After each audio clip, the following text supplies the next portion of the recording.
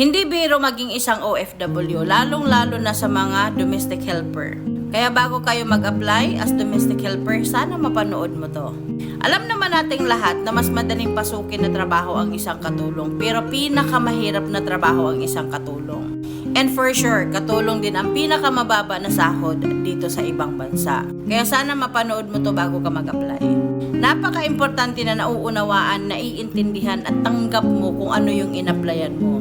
Huwag kang maniwala sa nakikita mo sa social media. Huwag kang ma-engage sa mga nakikita niyo sa social media kasi lahat ng pinopost ng mga domestic helper naka-filter yan. Kaya lagi mong tandaan, bago ka magdesisyon mag-apply as domestic helper, pag-isipan mo ng mabuti.